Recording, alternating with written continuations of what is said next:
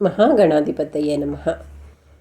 ಭವಿಷ್ಯೋತ್ತರ ಪುರಾಣೋಕ್ತ ಶ್ರೀ ವೆಂಕಟೇಶ ಮಹಾತ್ಮೆ. ಶ್ರೀ ಗುರುಭ್ಯೋ ನಮಃ. ಶ್ರೀ ಲಕ್ಷ್ಮೀ ಪದ್ಮಾ ಸಮೇತ ಶ್ರೀನಿವಾಸಾಯ ನಮಃ. ಹರಿ ಓಂ. ಕಲ್ಯಾಣಾದ್ಭುತ ಗಾತ್ರಾಯ ಕಾಮಿತಾರ್ಥಪ್ರದಾಯಿನೇ ಶ್ರೀಮದ್ವೆಂಕಟನಾಥಾಯ ಶ್ರೀನಿವಾಸಾಯ ತೇ ನಮಃ. ಬ್ರಹ್ಮರುದ್ರಾದಿವಂದ್ಯಂ ತ್ವಾಂ ಭಜೆ ವೆಂಕಟನಾಯಕಂ. ನಿವಾರಯಸ್ವಾನಿಷ್ಠಾನಿ ಸಾಧಯೋಷ್ಠಾನಿ ಮಾಧವ. ಶೌನಕರು ಮಹಾನ್ ಜ್ಞಾನಿಗಳು, ಪುರಾಣ ಕಥಾ ನಿರೂಪಣಾ ಪ್ರವೀಣರೂ ಆದ ಸೂತ ಮಹರ್ಷಿಗಳನ್ನು ಅರ್ಘ್ಯಪಾದ್ಯಾದಿಗಳಿಂದ ಸತ್ಕರಿಸಿ ಹೀಗೆ ವಿನಂತಿಸಿದರು. ಹೇ ಮುನಿವರ್ಯ, ಹಿಂದೆ ತಾವು ಕೃಪೆಯಿಂದ ಶ್ರೀರಂಗನಾಥನ ಮಹಾತ್ಮೆ ಹಾಗೂ ಕಾಳಹಸ್ತಿ ಮಹಿಮೆಗಳನ್ನು ನಮಗೆ ನಿರೂಪಿಸಿ ಮಹದುಪಕಾರ ಮಾಡಿದ್ದೀರಿ. ಈಗ ಶ್ರೀ ವೆಂಕಟೇಶನ ಮಹಿಮೆಯನ್ನು ಕೇಳುವ ಆಶೆಯಾಗಿದೆ ಎಂದರು. ಸೂತ ಮಹರ್ಷಿಗಳು, ಶೌನಕರೇ, ನೀವು ಮಹಾಜ್ಞಾನಿಗಳಾಗಿದ್ದೀರಿ. ಸೂಕ್ತವಾದ ಪ್ರಶ್ನೆಯನ್ನೇ ಕೇಳಿದ್ದೀರಿ. ಹಿಂದೆ ನಾನು ಭಗವಾನ್ ವೇದವ್ಯಾಸರಿಂದ ಕೇಳಿ ತಿಳಿದ ಶ್ರೀ ವೆಂಕಟಪತಿಯ ಮಹಿಮೆಯನ್ನು ಸಾದ್ಯಂತವಾಗಿ ನಿಮಗೆ ಹೇಳುತ್ತೇನೆ ಎಂದು ನುಡಿದರು. ತ್ರೇತಾಯುಗದಲ್ಲಿ ಶತಾನಂದರು ಹೇಳಿದ ವೆಂಕಟೇಶ ಮಹಾತ್ಮೆ ಭವಿಷ್ಯವಾಣಿಯಾಗಿದೆ. ಈ ಮಹಿಮೆಯ ಶ್ರವಣದಿಂದ ಧನವನ್ನು ಬಯಸುವವನು ಧನವನ್ನು, ಸಂತಾನಾಪೇಕ್ಷೆಯು ಸತ್ಸಂತಾನವನ್ನು, ರೋಗಪೀಡಿತರು ಆರೋಗ್ಯವನ್ನು ಪಡೆಯುವರು. ಈ ಕಥಾಶ್ರವಣದಿಂದ ಬ್ರಹ್ಮನಿಗೆ ಸತ್ಯಲೋಕಾಧಿಪತ್ಯ, ಶಿವನಿಗೆ ವಿಷ ನಿವಾರಣೆ, ಇಂದ್ರನಿಗೆ ಸ್ವರ್ಗಾಧಿಪತ್ಯ ದೊರೆತವು. ಈ ಮಹಿಮಾನ್ವಿತ ಕಥೆಯು ಶೀಘ್ರ ಫಲದಾಯಕವಾಗಿದೆ. ಶ್ರೀ ವೆಂಕಟೇಶ ಮಹಾತ್ಮೆ, ಅಧ್ಯಾಯ 8. ಶ್ರೀನಿವಾಸಾಯ ನಮಃ. ಬೇಟೆಯಿಂದ ಬಂದ ಶ್ರೀನಿವಾಸನು ಮಾತನಾಡದೆ ಮಂಚದ ಮೇಲೆ ಮಲಗಿದ್ದಾಗ ಬಕುಳಾದೇವಿಯು ಅವನನ್ನು ಭೋಜನಕ್ಕಾಗಿ ಎಬ್ಬಿಸಿದಳು. ಗೋವಿಂದ, ಏಕೆ ದುಃಖಿಸುತ್ತಿರುವೆ? ನೀನು ಉತ್ತರಿಸದಿದ್ದರೆ ದೇವಕಿ ವಸುದೇವರಾಣೆ ಬಲರಾಮನಾಣೆ ಎಂದು ಬೇಡಿಕೊಂಡಳು. ಹಗಲು ಎಂದೂ ನಿದ್ರಿಸದ ಅವನ ವರ್ತನೆ ಅವಳಿಗೆ ಆಶ್ಚರ್ಯವನ್ನುಂಟು ಮಾಡಿತ್ತು. ಬಕುಳಾದೇವಿಯು ಅಡವಿಯಲ್ಲಿ ಯಾವ ಗಂಧರ್ವ ಕನ್ಯೆಯೋ, ಭೂಲೋಕದ ಕನ್ಯೆಯೋ, ಅಥವಾ ಯಾರನ್ನು ಬಯಸಿ ಮನಸ್ಸು ಚಂಚಲವಾಗಿದೆಯೋ, ಕ್ರೂರ ಮೃಗ, ಭೂತ, ಪ್ರೇತ, ಪಿಶಾಚ ಭಯವೋ ಎಂದು ಪರಿತಪಿಸಿ ಶ್ರೀನಿವಾಸನನ್ನು ಅಂಗಲಾಚಿ ಬೇಡಿಕೊಂಡಳು. ವಾತ್ಸಲ್ಯದಿಂದ ಅವನ ಮೈದಡವಿ ಮರೆಮಾಡದೆ ತೋರು. ಮನಸ್ಸಿನಲ್ಲೇ ಅದುಮಿಟ್ಟುಕೊಂಡಿರುವ ವಿಷಯವನ್ನು ಮರೆಮಾಚದೆ ತಾಯಿಯಾದ ತನ್ನಲ್ಲಿ ಹೇಳೆಂದು ಕೇಳಿಕೊಂಡಳು. ಬಕುಳಾದೇವಿಯ ಮಾತುಗಳನ್ನು ಆಲಿಸಿದ ಶ್ರೀನಿವಾಸನು ತಾನು ಯಾರಿಂದಲೂ ಭಯಪಟ್ಟಿಲ್ಲವೆಂದು, ಯಾವ ಗಂಧರ್ವ ಕನ್ಯೆಯೂ ತನ್ನನ್ನು ಮೋಹಿಸಿಲ್ಲವೆಂದು, ಮೃತ್ಯುವಿಗೆ ಮೃತ್ಯುವಾದ ತನಗೆ ಯಾರ ಹೆದರಿಕೆ ಇಲ್ಲವೆಂದು ಹೇಳಿದನು. ಆದರೆ ತಾನು ವನದಲ್ಲಿ ಲಕ್ಷ್ಮೀದೇವಿಯಂತೆ ತ್ರಿಲೋಕ ಸುಂದರಿಯಾದ ದಿವ್ಯ ದೇಹದ ಆಕಾಶರಾಜನ ಮಗಳು ಪದ್ಮಾವತಿಯನ್ನು ಕಂಡ ಪ್ರಸಂಗವನ್ನು ಬಣ್ಣಿಸಿದನು. ಆ ಕನ್ಯೆಯ ಕಲ್ಲಿನೇಟಿನಿಂದ ಕುದುರೆಯೂ ಮರಣವನ್ನಪ್ಪಿದ್ದನ್ನು, ತಾನು ಭ್ರಾಂತನಾಗಿ ವೆಂಕಟಾದ್ರಿಯಲ್ಲಿ ಅಲೆದಾಡಿದ್ದನ್ನು ಹೇಳಿದನು. ಶ್ರೀನಿವಾಸನು ತಾನು ವೆಂಕಟಾದ್ರಿಯಲ್ಲಿ ಅವತರಿಸುವುದೇ ಪದ್ಮಾವತಿಗಾಗಿ. ನನ್ನ ಮಗನಾದ ಬ್ರಹ್ಮದೇವನೇ ನನಗೆ ವೈರಿಯಾಗಿದ್ದಾನೆ. ಇಂತಹ ಅಪ್ರತಿಮ ಸುಂದರಿಯನ್ನು ನಿರ್ಮಾಣ ಮಾಡಿದ್ದಾನೆ. ನೀನೇ ಮುಂದೆ ನಿಂತು ಪದ್ಮಾವತಿಯೊಡನೆ ನನ್ನ ಮದುವೆ ಮಾಡಿಸಬೇಕು. ನೀನೇ ತಾಯಿ, ತಂದೆ, ಬಂಧು ಬಳಗ ಎಲ್ಲವೂ ಆಗಿರುವೆ.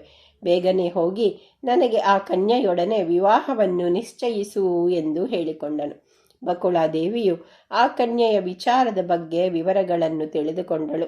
ಶ್ರೀನಿವಾಸನು ತ್ರೇತಾಯುಗದಲ್ಲಿ ತನ್ನ ರಾಮಾವತಾರ ಕಾಲದಲ್ಲಿ ವನವಾಸದಲ್ಲಿದ್ದಾಗ ಲೋಕಕಂಟಕನಾದ ರಾವಣನು ತನ್ನ ಪತ್ನಿಯಾದ ಸೀತೆಯನ್ನು ವಿಮಾನದಲ್ಲಿ ಕುಳ್ಳಿರಿಸಿಕೊಂಡು ಲಂಕೆಗೆ ಹೊರಟಿದ್ದು, ಆಕೆಯ ಆರ್ತನಾದ ಕೇಳಿದ ಅಗ್ನಿದೇವನು ಪಾತಾಳ ಲೋಕದಿಂದ ಭೂಲೋಕಕ್ಕೆ ಆಗಮಿಸಿದ ರಾವಣನಿಗೆ ಇವರು ನಿಜವಾದ ಸೀತೆ ಅಲ್ಲವೆಂದು, ನಿಜವಾದ ಸೀತೆ ತನ್ನ ಬಳಿ ಇರುವಳೆಂದು ಹೇಳಿದ ಪ್ರಸಂಗವನ್ನು ವಿವರಿಸಿದನು.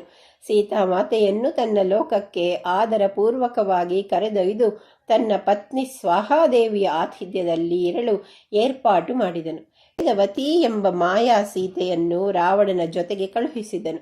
ರಾವಣನು ಕಾಮಾಂಧನಾಗಿ ಅವಳನ್ನು ಸೀತೆಯೆಂದೇ ತಿಳಿದು ಅಶೋಕವನಕ್ಕೆ ಕರೆದೊಯ್ದನು. ಶ್ರೀರಾಮಚಂದ್ರನು ಕಪಿ ಸೈನ್ಯದೊಡನೆ ಹನುಮಂತನ ಸಹಾಯದಿಂದ ಲಂಕೆಯನ್ನು ತಲುಪಿ ರಾವಣನ್ನು ಸಂಹರಿಸಿದನು. ಅಯೋಧ್ಯೆಯಲ್ಲಿ ಶ್ರೀರಾಮ ಪಟ್ಟಾಭಿಷೇಕ ಆದ ಮೇಲೆ ಲೋಕಾಪವಾದವನ್ನು ಪರಿಹರಿಸಲು ಆಕೆಯನ್ನು ಅಗ್ನಿಪ್ರವೇಶ ಮಾಡುವಂತೆ ಹೇಳಿದನು. ಸೀತೆಯು ಅಗ್ನಿಪ್ರವೇಶ ಮಾಡಿದ ಮೇಲೆ ಇಬ್ಬರೂ ಸೀತೆಯರು ಅಗ್ನಿಕುಂಡದಿಂದ ಹೊರಬಂದರು.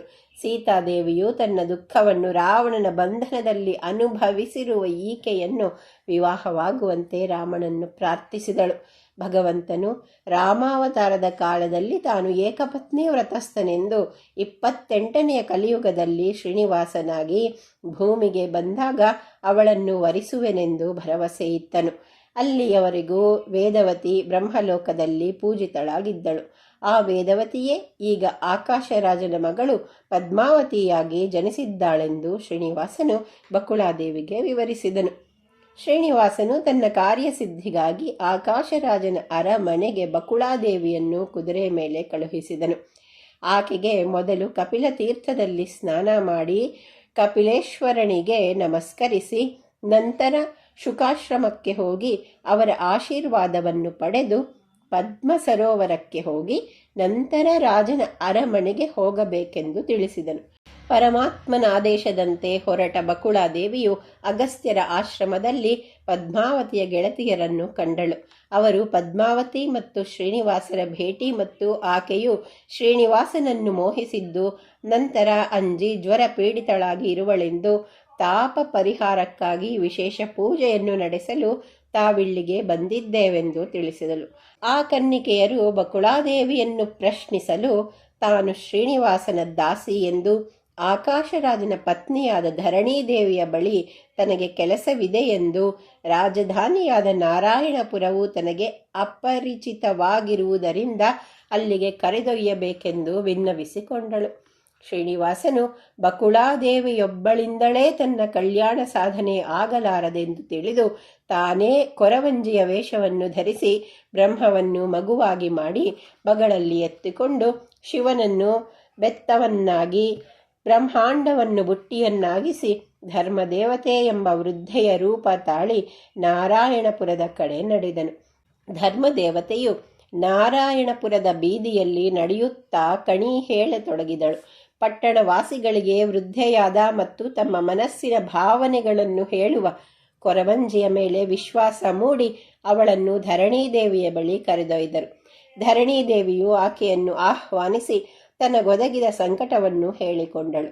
ಧರ್ಮದೇವತೆಯು ತಾನು ಬದರಿಕಾಶ್ರಮದ ನರ ನಾರಾಯಣಾಶ್ರಮದಿಂದ ಬಂದಿರುವೆನೆಂದು ಭೂತ ವರ್ತಮಾನ ಭವಿಷ್ಯಗಳನ್ನು ನುಡುವೆನೆಂದು ಪ್ರತಿಜ್ಞೆ ಮಾಡಿದಳು.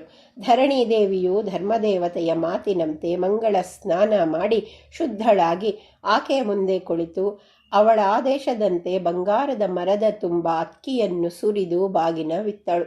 ತನ್ನ ಮಗುವಿಗೆ ಅನ್ನವನ್ನು ಬೇಡಿದಾಗ ಚಿನ್ನದ ಪಾತ್ರೆಯಲ್ಲಿ ಹಾಲನ್ನವನ್ನು ತರಿಸಿಕೊಟ್ಟಳು. ಶಿಶುರೂಪಿಯಾದ ಬ್ರಹ್ಮನು ಮನುಷ್ಯನ್ನವನ್ನು ತಿನ್ನಲು ತಿರಸ್ಕರಿಸಿದನು.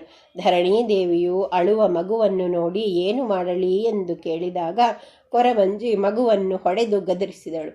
ತಾನೇ ಕೊರವಂಜಿಯ ಹಾಲನ್ನವನ್ನು ತಿಂದು ತೇಗಿದಳು. ನಂತರ ಪೂರ್ವಾಭಿಮುಖವಾಗಿ ಕುಳಿತು ಬುಟ್ಟಿಯನ್ನು ಕೆಳಗಿಟ್ಟು ಮಗುವನ್ನು ತೊಡೆಯ ಮೇಲೆ ಮಲಗಿಸಿಕೊಂಡು ತಾಂಬೂಲವನ್ನು ಸೇವಿಸಿದಳು. ಪರಮಾತ್ಮನ ಈ ಮಾನುಷ ಲೀಲೆಯನ್ನು ನೋಡಿದ ದೇವತೆಗಳು ಆಕಾಶ ಮಾರ್ಗದಲ್ಲಿ ಆತನ ಮಹಿಮೆಯನ್ನು ಕೊಂಡಾಡಿದರೆಂಬಲ್ಲಿಗೆ ಶ್ರೀ ವೆಂಕಟೇಶ ಮಹಾತ್ಮೆಯ 8ನೇ ಅಧ್ಯಾಯವು ಮುಗಿಯಿತು. ಮುಂದಿನ ಭಾಗದಲ್ಲಿ ಶ್ರೀ ವೆಂಕಟೇಶ ಮಹಾತ್ಮೆ ಅಧ್ಯಾಯ 9 ಬಗ್ಗೆ ತಿಳಿದುಕೊಳ್ಳೋಣ. ವೆಂಕಟೇಶ ಸಮಂ ಸ್ಥಾನಂ ಬ್ರಹ್ಮಾಂಡೇ ನಾಸ್ತಿ ಕಿಂಚನ ವೆಂಕಟೇಶ ಸಮೋ ದೇವೋ ನ ಭೂತೋ ನ ಭವಿಷ್ಯತಿ.